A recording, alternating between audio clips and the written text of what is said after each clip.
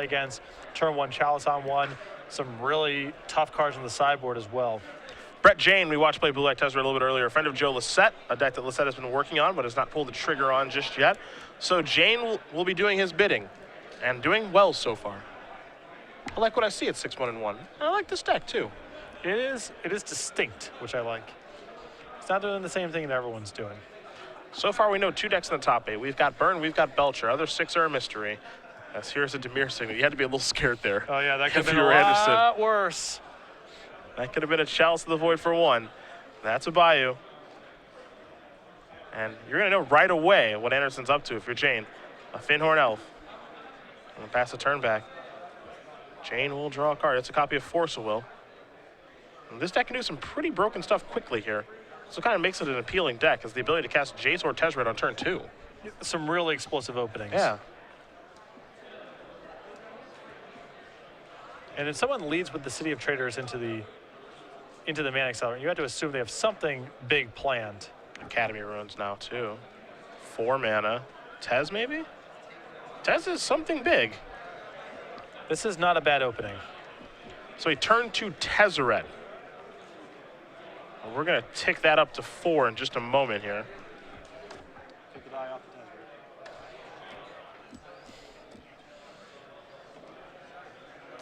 Aha.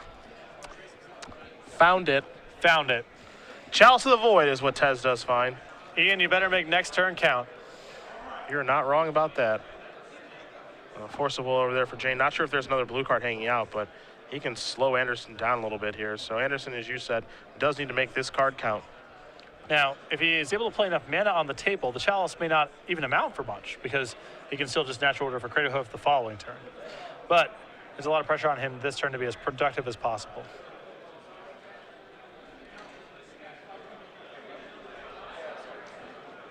Looks like there may be only 1 land over there right now. But the ability to actually probably do a lot here. Birchlore Ranger going to come in. Interested to see if Brett's willing to force will any of this kind of stuff to prevent Ian from developing too much this turn. There's a Gwaren Ranger. Now we're going to add a green. So we got to get all these 1s out of the hand. Well, there's Heritage Druid. We're planning on casting that anyway. It's really impressive to me what elves can do with such little mana. And this is the risk that Ian had here by allowing one of these Mana Accelerants to resolve. This Chalice may not be worth very much anymore. Anderson also does have Viridian Shaman in the hand already naturally. So now here's going to be an attack on Tezzeret. Tez is going to go back down to 3. I mean, and, that's a good enough turn. That was a great turn. Yeah, get all the 1s out. If he had more 1s, could have cast them. So get them out of the hand, make the Chalice poor. Hope that your opponent doesn't have something like Engineered Explosives now. It appears that Brett does, in fact, have in hand. I didn't know that. That's bad news for elves. 5 cards. So you can find an artifact or an artifact land. That may be even better. Sword of the Meek among the cards that Jayne is looking at. If he has explosives plus the ability to, cast and activate this turn, I think the turn's a no-brainer, but he may not have access to all of that. Yeah, the issue here is probably a land, because Dimir Signet can provide the color.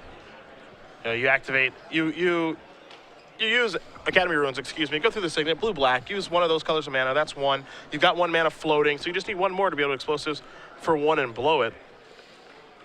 The question is can we do it? There's a Signet.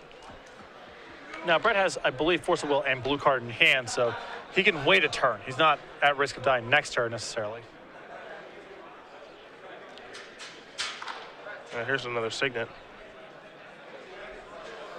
Just going to pass the turn back over to Anderson, who will take a draw here.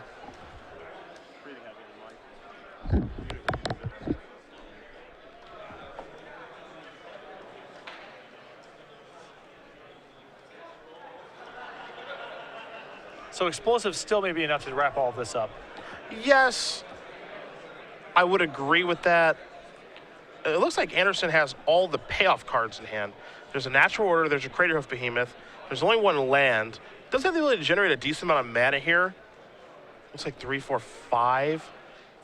But I think whatever payoff card is cast this turn, heck, even if it's a Viridian Shaman, that's going to get countered as well. with the Force Will blue card. Here's 2 mana. Gonna use this, untap that, pick up the Bayou, replay the Bayou. So there's 4 mana.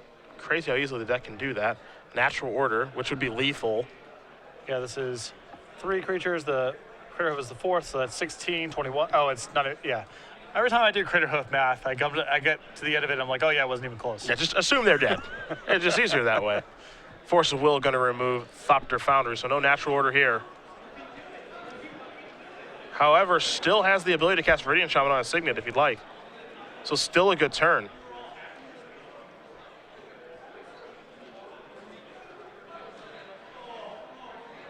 But that's if Anderson wants to do that, or would he rather just attack? Aha, wants to attack Tez down. May regret that in a moment. Yeah, maybe not playing around the 1 explosives. Gonna tick this up. Jayne gonna look at 5 cards. So it's time to pick one of these. No artifact land among them. It's gonna be another Dimir Signet. Tying the room together. Yes. 3 mana. I think he's trying to figure out if he can cast Signet and it's still explosives. No, because Signet's minus 1 mana the turn you play it, so. So there's EE for 1. Leftover mana. Kablooey.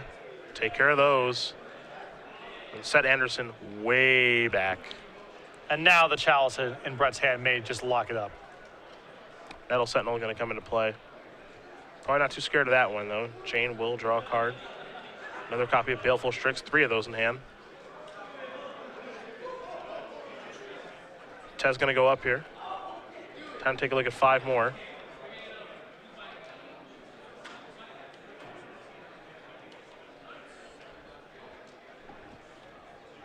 There you do see the Agent of Bolas. Been very, very good to Jayne throughout this tournament. Sitting at 6-1-1. Only needs 1 more W to make the top 8. And he's run into what feels to me like a very good matchup. Yes. 3 mana. Here is a Signet. So with 1 mana floating, use a blue and a black. Now there's a Chalice of the Void for 1. So all the 1 mana spells of Elves are no longer with us. And Jayne is slowly but surely building some mana here.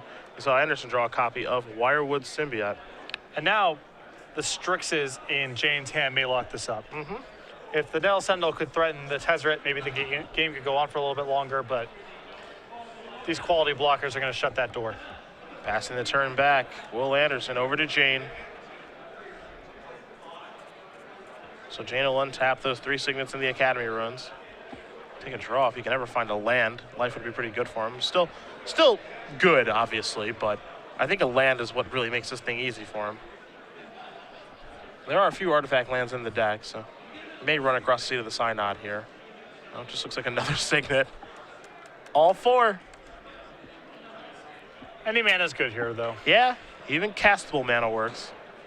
See a lot of interested watchers here. This deck has actually been pretty popular this weekend. Players have been watching Brett Jayne quite a bit. It's doing something different.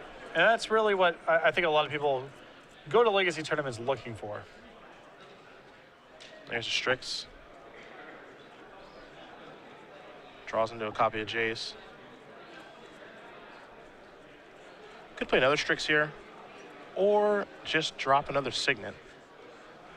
I think I like the second Strix just as insurance of anything weird happening to Tezzeret next turn. Well, there's your second Strix. And that's going to draw another copy of Chase.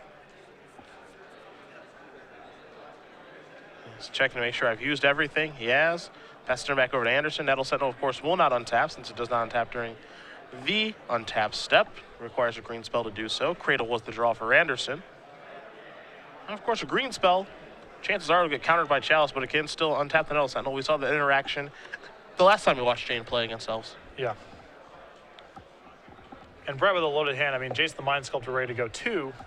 So you may be looking at Jace next turn being played, unsummoning the Nettle Sentinel, and then Ian being nearly completely locked. Cradle coming in. Gonna generate 1 mana right now. I think for this particular game, excuse me, I don't think it's going to be much more than that.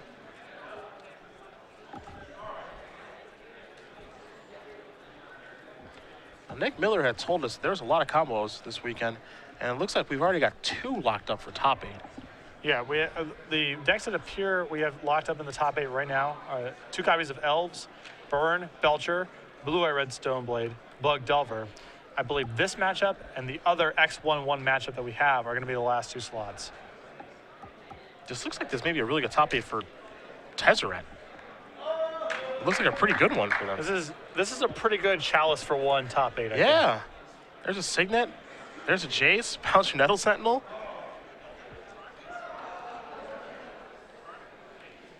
This is pretty nice.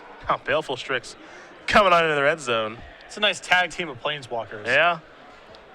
Usually we see Jace alongside Liliana, but this is much more fun.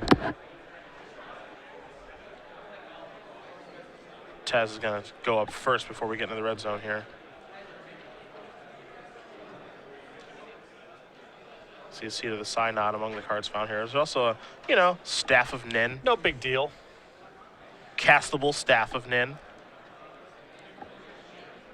That's also got Joe Lissette written all over it. Yeah.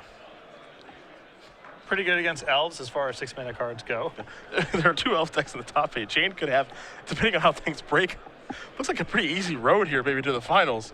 This is the second time we've had him on camera playing against Elves today, and all the games have just looked really hard to lose. Yeah. Verdant Catacombs to draw here for Anderson. That is the ability to turn into a Dryad Arbor, of course. And this is all happening against builds that have the Viridian Shaman main, which you think would really change the matchup. Mm-hmm. Most lists do not have access to something like that. Yeah, just doesn't seem to care. Can just power right through it.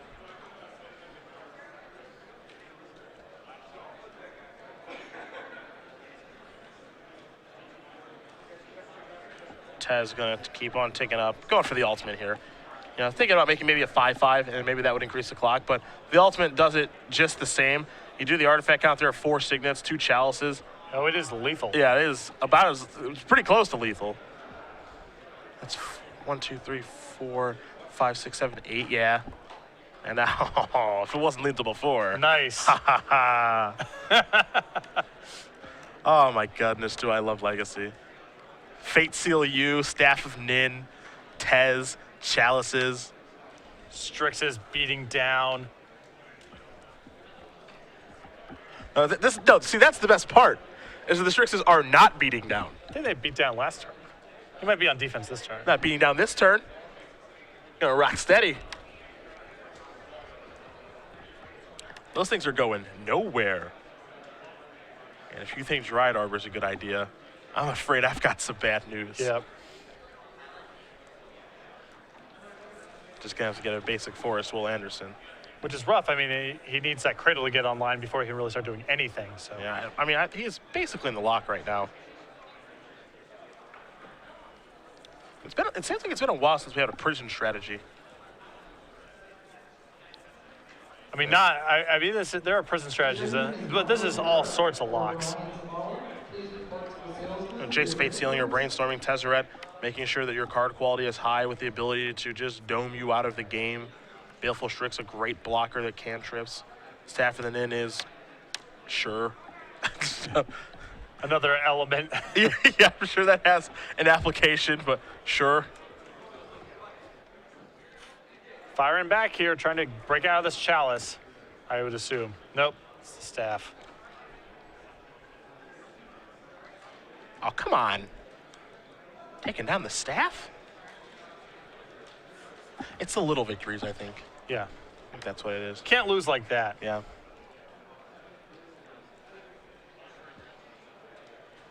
Jayne will draw an island. Gonna count 4, 5, 6, 7, 8, 16. Yep, that's gonna do it. Brett Jayne gonna win game number 1 here over Ian Anderson. Tezzeret Ultimate, take it down again. Really awesome in this deck. It's great to watch. Yeah. The Planeswalkers that aren't, for every deck, but powerful in specific strategies, I love watching them in play. It's time to look at the sideboards, my man. And oddly enough, Ian Anderson's sideboard is very much like what we saw from the previous Elves sideboard. We expect to see Abrupt Decay. There's 3 of those. 3 Cabal Therapies, 2 Thoughtseize, 2 Swan Song, a Mindbreak Trap, 2 Needles, an Edric Spymaster of Tress, and a Progenitus. I still love Decay. I like the Edric. I'm okay with Thoughtseize.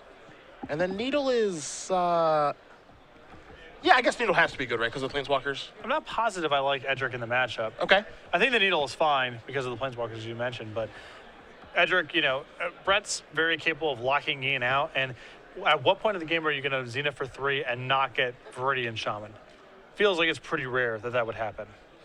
Maybe Edric's still good enough because the games go on for long enough, but it doesn't seem like the card best suited to fight what Brett's doing. On the other side, Vendilion, 2 copies of Vendilion Click, 3 Fluster Storms, a Needle, a Helm of Obedience, a Lodestone Golem, a Trinisphere, a Grafdigger's Cage, an Ensnaring Bridge, 2 Toxic Deluges, and 2 Damnations. We watched Brett on camera previously. I think the 4 Sweepers are going to be coming in, the Damnations and Deluges.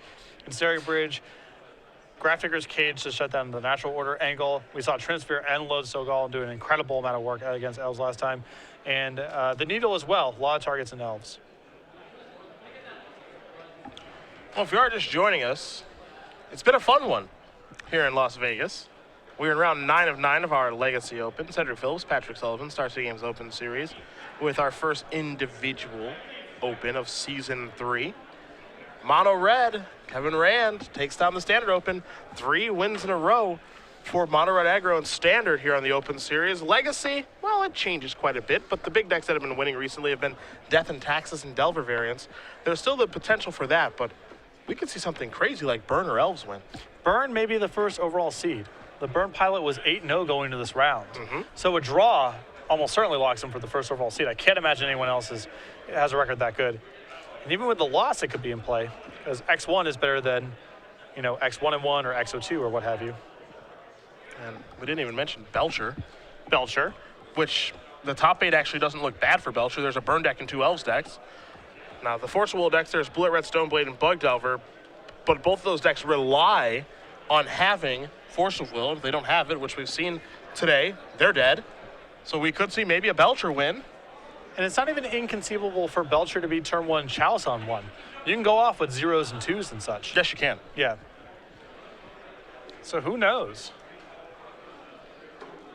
We have 2 conventional lists here. 2 Delver decks, a blue, white, red, and a bug. Those are locked. 2 copies of Elves.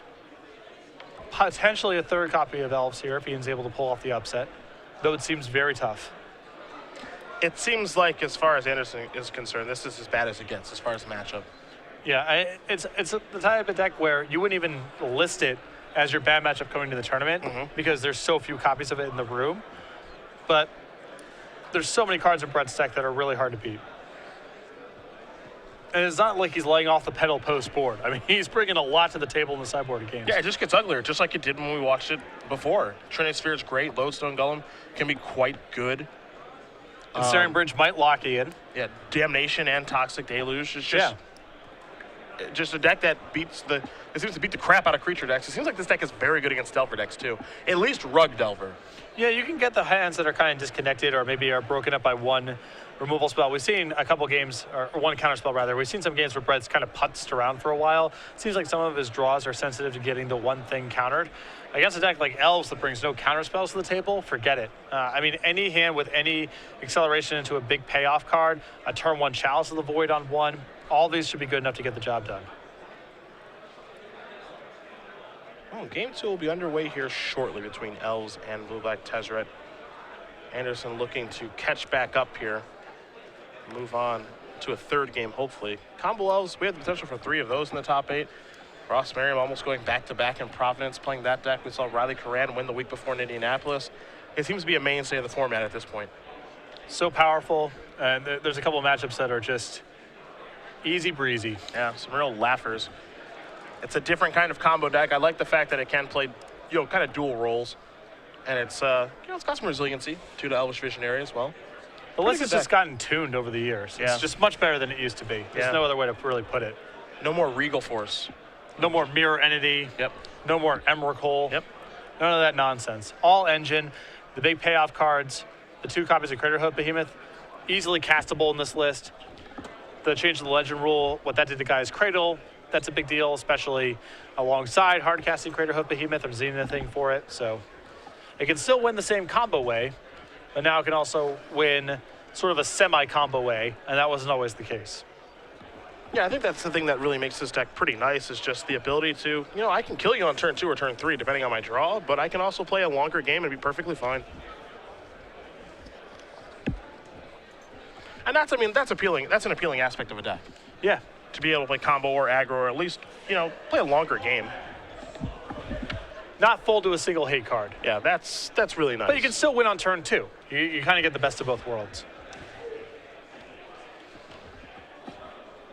Well, if you're Ian Anderson, you got to come out a firing, come out a blazing. No messing around here. Because this is a tough matchup, and you don't want to be chaliced. He is going to keep his opening hand, so Jayne's going to take a look. And if he's able to work his way through Force of Will, that's cool.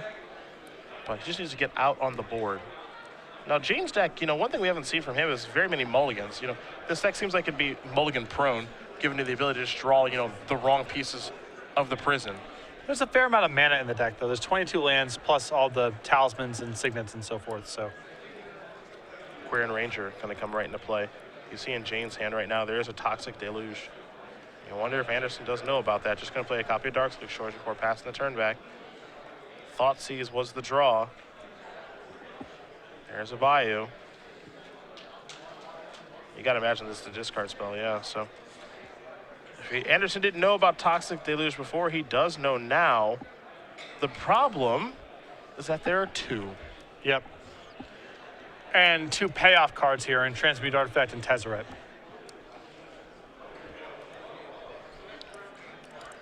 Not making it easy. And 3 sources of mana, so it's not even like you can take the signet. Mm-hmm. It's good stuff all around. This deck is a pretty big beating on elves.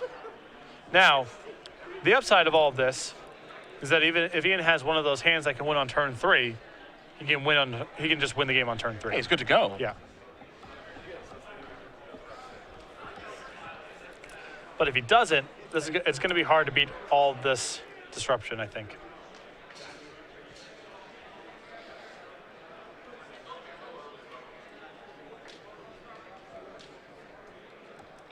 If you don't take Toxic Deluge, leave Jayne with one of those. And for one, we go with the Ranger. Jayne going to go down to 19. And Wirewood may be a good place to start. Yep. Pass the turn back over to Jayne. Additional Deluge protection. Yep. There's your signet. Emphatically placed on the table. With a flourish. Glimpse is the draw. You see Anderson does have Wirewood in hand. Excuse me, Viridian Shaman in hand. Wirewood's going to be already on the table. And drawing the one of Viridian Shaman, really excellent for Ian here. Absolutely. The ability to kill the signet, pick it up, so it doesn't die to Toxic Deluge. Here's an attack for 2. Pretty good draw here for Anderson.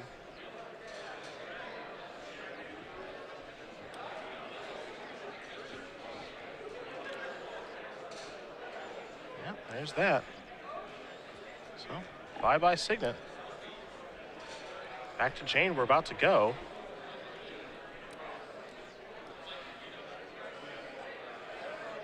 Looks like Wirewood's going to pick up Quirion Ranger. You got to like this. This is playing around Toxic Deluge. That's what this is. Yeah, this is purely preemptive. Does not want to get caught up in that sweeper. Now there is, well, I guess it doesn't actually end up being too bad, because I was going to say if Jayne draws Chalice, which he did for the turn, you can play Chalice for 1, and then you can't cast that, but you just pick up the Shaman. Yeah. Wirewood Symbiote plus Viridian Shaman is a real hassle here, and Brett may have to Toxic Deluge away just a Wirewood Symbiote. Yeah. I imagine that's not something he has interest in doing, but I agree with you. He may have no choice. Because what's the plan otherwise? It's not like you can just start deploying artifacts on the table. Mm-hmm. The game can really only start once he kills at least one of these, 2 of these creatures.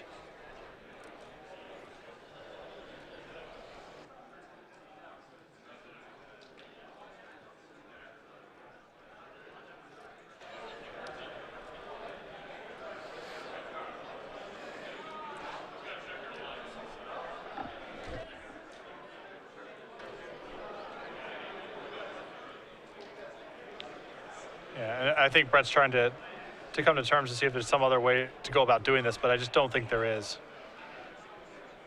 He can't cast any artifacts. Nothing else in his hand can be cast, so it just has to be this. Yeah, his whole hand's basically turned off. That's there now. The others are going to just be for one. So Wirewood's gone. So Zenith the draw here for Anderson. So that little mini game's over now. But between that Thoughtseize and the Symbiote, Ian did a great job of blunting the impact of 2 copies of Toxic Deluge. Now it's time for some mini glimpse in. Quirion Ranger comes in. There is a Heritage Druid. Natural Order the draw. Might have to stop now. Yeah, you really needed a 1-mana elf there to keep going. But the cantripping's certainly okay. Yeah, it could have been a lot bigger. Could have been a lot bigger. There's your Verdant Catacombs. That might be reserved for Dryad Arbor here in just a moment. And you see the Zenith. There's a Natural Order over there as well. Doesn't take much to kill Jayne here. This is the problem, you know, we talked about a little bit post-board. Brett got some draws that futz around a little bit. They're sensitive to having one piece broken up, and Ian with his Viridian Shaman has provided a lot of disruption here. Brett just has not been able to get the ball rolling. Anderson going to sacrifice the fetch land right now and find some sort of green source. It looks like he was on the top of the deck was the Bayou. We may see a Zenith here for 1. For 0, excuse me. Yeah, that's what that's going to be. So, going to shuffle this in, go get a Dryad Arbor. Setting up for a Natural Order kill next turn. Yep, he's got the whole base. And hoping that Jayne does not draw a way to stop this. I think that's the big plan. All Anderson can do is pass the turn back. So he'll shuffle up from Zenith, and then we'll see what Jayne's able to run into. And no more copies of Toxic Deluge to draw into. Yeah, those 2 are gone. Damnations are available, but I don't think there's another black mana over there. Or I guess there's mana in play. I don't know if there's a 4th land, excuse me. Yeah, he's short on mana. Chalice doesn't protect him at this point. This is kind of the problem of drawing the wrong pieces to the prison. Well, in fairness, if it isn't for the one Viridian Shaman being drawn here, it's a way different game. Oh, absolutely it is. There's a Dimir Signet. Now there's a Chalice for 1. And there's a lot of cases where Chalice for 1 is good. It's just not right now. Yeah. Harrison's going to take a draw. Copy of Pithing Needle. That one doesn't matter. Does he have exactly level here? 9, 14, 15, 16 is my count from a Natural Order. You and your Creator of Behemoth math. You love it. Number of creatures in play squared, or number of creatures in play that can attack squared plus power. Sack that. Time for Behemoth.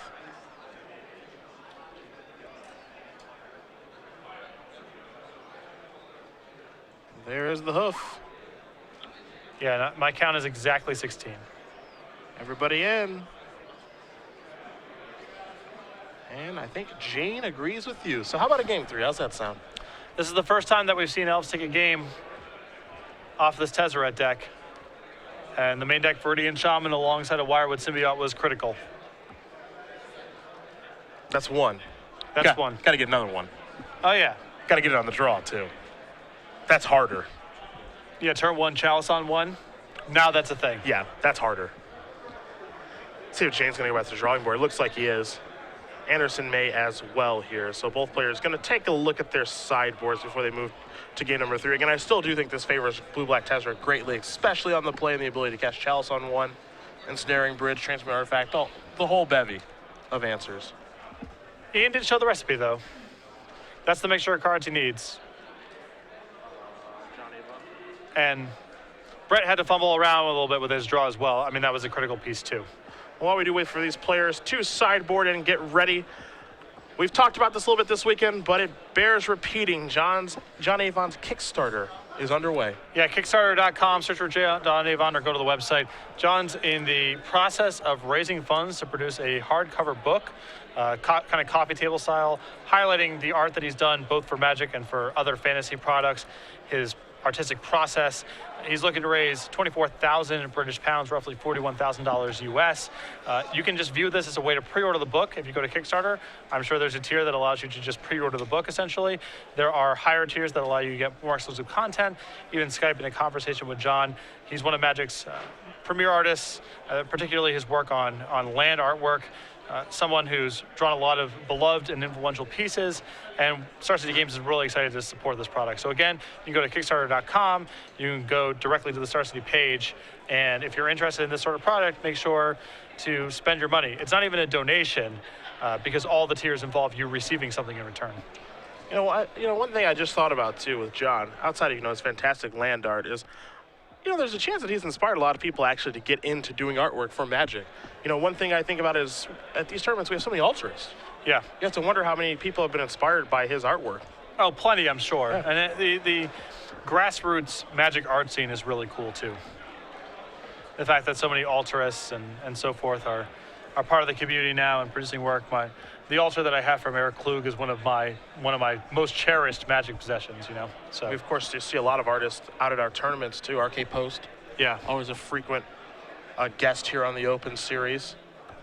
What's great is there's so many ways to enjoy Magic. That's the best part about it. Yeah. I mean, we of course, the position you and I are in, the Star City Games Open Series, we focus a lot on competitive play, but Magic is really open-ended in what you can try to pull from it and what you can choose to care about. And the art side of the game is definitely one of those, both in people creating it or just enjoying Magic's great art.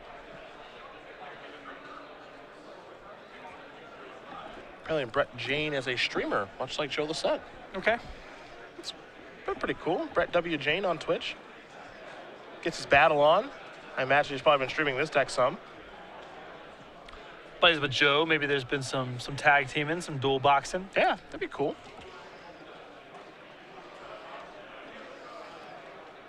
No matter what ends up happening in this match, it's been a good tournament here for Blue White Tezzeret.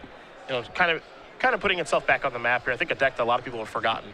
For sure. The thing about this deck is you can constantly be updating it because every new artifact that comes out is a potential addition to the deck. I mean, there's a Staff of Nim here floating around.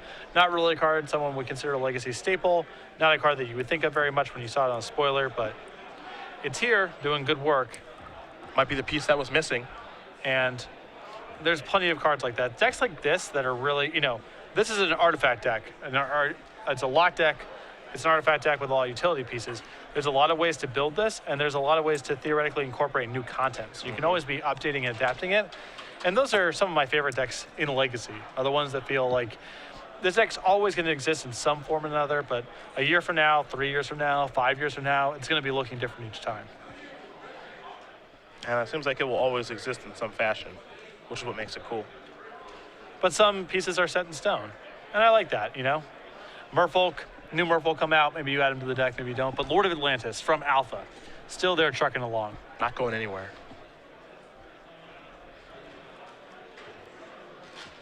A sense of continuity, but excitement over new stuff. That's Legacy at its best. Except for Goblins. Except for Goblins. Well, which gets nothing new ever. Most sets have Goblins in them. Why can't it even be good? I think Theros block, you got cut off though, right? Because satyrs are kind of the goblins of the Greek world. Yeah. Little tricksters and mayhem seekers and partiers. Would Goblins be too good if they got a 2-mana 10/10 unblockable? I don't know if they would be too good, probably, but they would be a lot less fun. You know what I mean?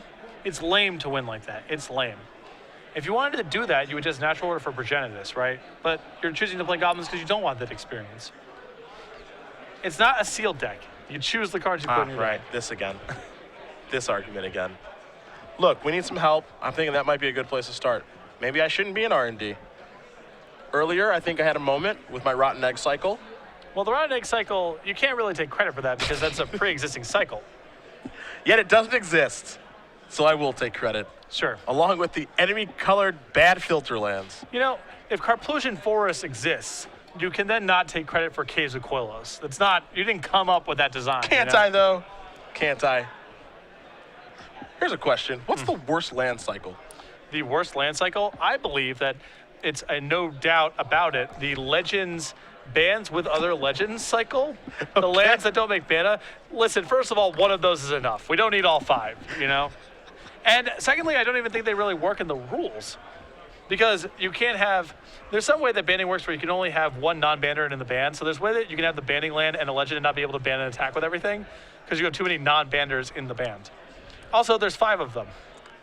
I think you may have just set the record for a number of times saying banned and banding. Those lands bring it out. I mean, there's a cycle of banning lands. Adventurers Guildhouse, Seafarers Quay. I can't remember the whole cycle, but they are atrocious. Look at you showing that wealth of knowledge. I am impressed. I really am. They were bad enough that even when I was new to Magic, I was not tricked by them. Well, I was tricked insofar I didn't know how banning worked, but I wasn't tricked into putting them into decks. Well, that's tricked many a person. And not many know how it works still. Here's a Wirewood Symbiote. Jayne with just a Seat of the Side nod. Looks like a Dimir Signet was the draw.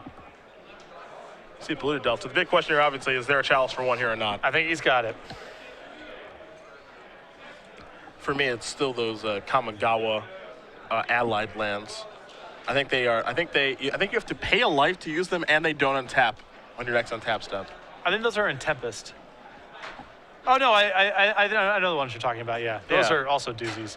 The Tempest comes into play. Comes into play tapped pain lands, and listen. Back in the day, Wizards didn't want you to cast your spells. Yeah, that's fine. That's fine. Here's a Misty. Has Ian drawn the Viridian Shaman again? Well, it's not hard.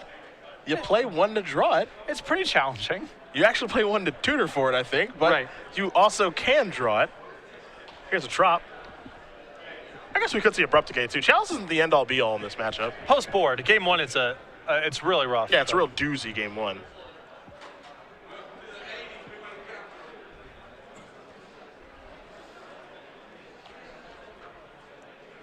Ian's showing a lot of disruption post board. I mean, he's had Thoughtseize and Abrupt Decay. Lots for elves. Cantrippin. With that Elvish Visionarian, for 1 comes the Symbiote. See if Jayne has something awesome to do on his 3rd turn. Trinisphere or something great. You see there is a Force Will over there. Ancient Tomb is the draw. So it can power out a Planeswalker here if he has one. This could be big. I don't know if he's got any sort of big finish over there, though. Looks like the hand right now is double Force of Will, Dimir Signet, I believe an Ensnaring Bridge. These are one of those setup hands without a lot of action that risks losing to multiple things, including just getting attacked.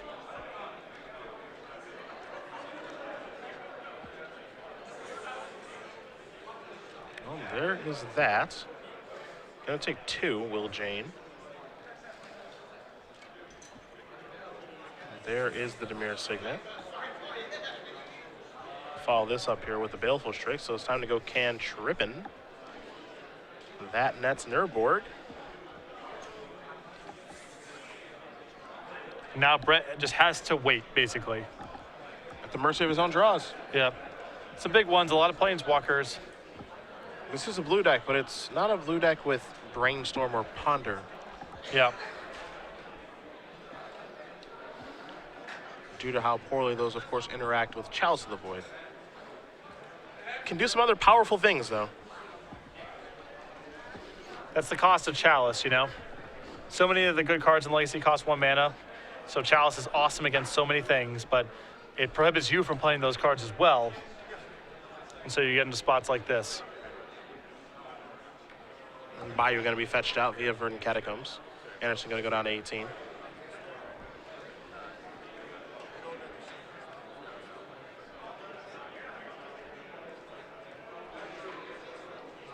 We'll see if the 3rd turn will net Anderson here. And I almost feel like he has to fight over this Viridian Shaman.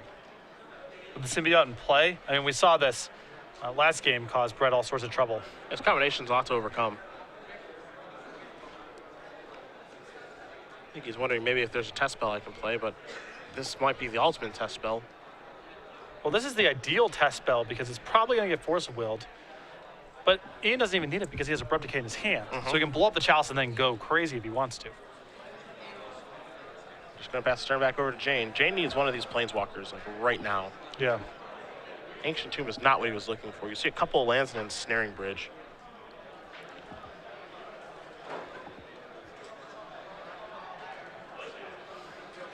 So there's Urborg, and this is going to be the bridge. But that's not too threatening to Ian post-board. Because he can go off and find Abrupt Decays along his way. See Jayne using Urborg to tap the Ancient Tomb to provide black mana, so no damage dealt. And Snaring Bridge isn't the end boss either. Again, because of these decays.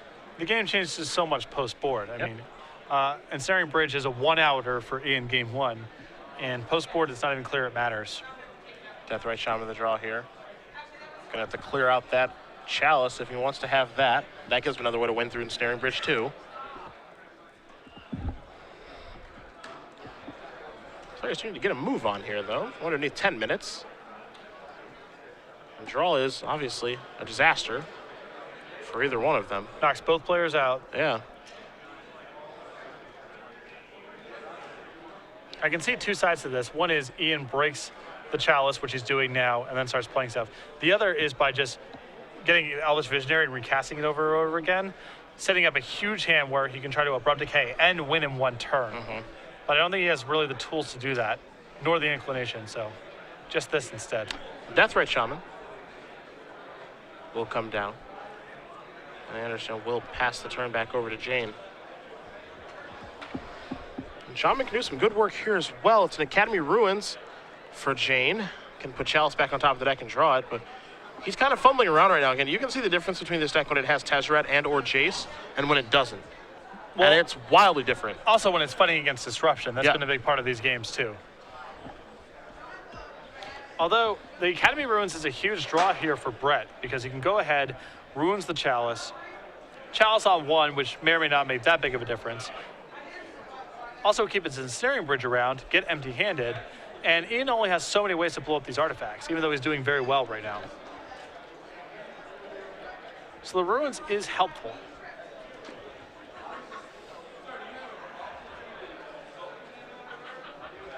We shall see how Even wants to continue to develop here, though.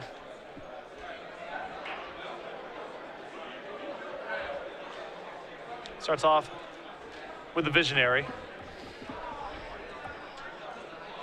Seems like he can be a pretty good turn. You can start drawing a lot of cards here.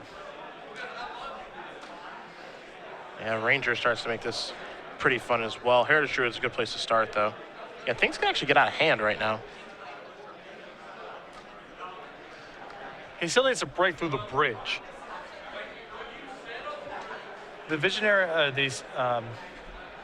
the Shaman is now in the graveyard, and there are 3 copies of Abrupt Decay in the deck. So he's got to be very careful about how he times this, because he could run out of ways to blow up artifacts and lose to Ensnaring Bridge.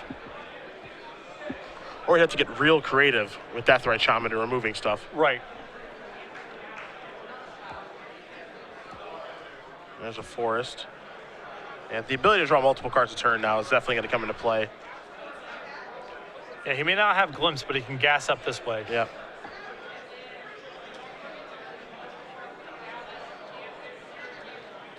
Crazy, all these decks are so appealing. Now I watch Elves kind of grind its way through this bad situation, and it's like, I kind of want to play this deck now. Yeah, every legacy deck at its best looks very attractive.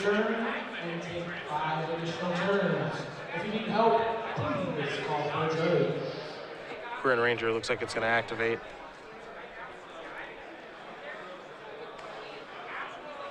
So it's going to untap something here. It'll be the Nettle Sentinel. Going to replay the land. No Cradle yet, but might be working his way towards that. You see the upside down Korean Ranger and Wirewood Symbiote just to signify that he's already used them this turn. I'm just going to pass the turn back now over to Jayne. And no reason to put Chalice on top of the deck. Yep, not really doing very much here. The only thing that Chalice does is it ensures he has something castable, so he can play the land in his hand, cast Chalice, and be empty-handed for his bridge. Yeah. I suppose there's some appeal to putting Chalice on top of the deck and chalicing for 2 to slow down the Visionary engine, but again, that's not anything that's all that exciting to me. Looks like Jayne just picked up another land. It's a polluted Delta. And now he can't get his hand empty this turn, which probably doesn't matter too much in the scheme of things. He can take one shot from these 1/1s, but if he draws a bunch of lands in a row, it could become problematic. Wire was going to pick up Visionary right now, like this play, of course. And Anderson does have a lot of mana. The Deathrite's going to go active. All it takes is like, a Cradle, the ability to just draw multiple cards a turn. Has the ability to draw 3 cards this turn. 1 from the draw step, and then 1 from each Visionary. Brett is barely hanging on right now with this Ensnaring Bridge, but he's got to add something proactive because Ian's going to be able to work around this eventually. Yeah, he'll find an out to this eventually. You saw Anderson play his land for the turn. Visionary is going to get ready. May attack first to make sure he knows what he can attack with. That might happen here. Just declare and see what happens. We may just see him add a green mana this way. Okay, so here's this. So Visionary is going to come in. Nettle Sentinel's going to untap. There's 1 green mana floating. Thoughtseize. Doesn't matter very much. But you may fire this off just in case. Life total's high. Want to make sure the opponent has nothing. Jayne just has a polluted Delta, so the coast is very clear.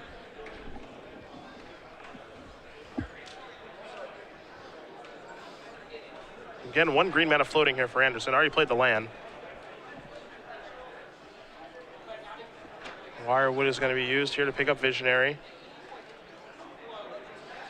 Heritage will untap. I understand Ian's desire to be careful here, but he's got to get something moving.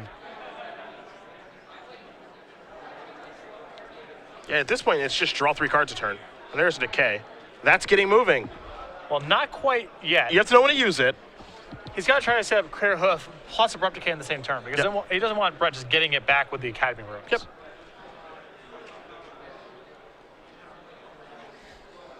Again, there is a limited number of Abrupt Decays. Excluding the one that's in the hand, there's 1 left in the deck. Right, so he's got to be careful. And here comes some attacks into Baleful Strix. Looks like Strix is going to get in the way of something. Going to block Heritage Druid.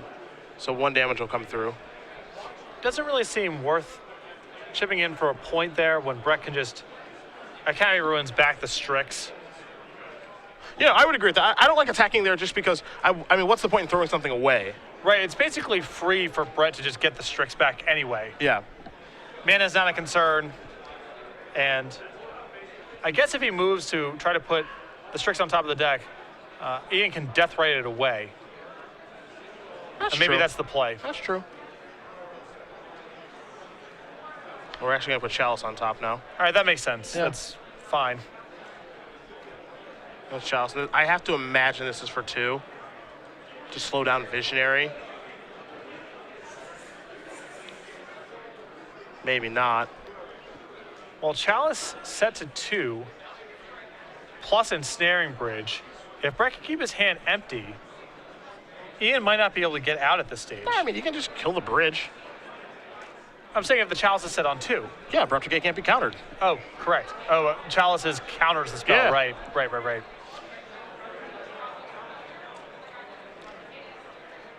So going to remove something here with Deathrite to deal 2 more.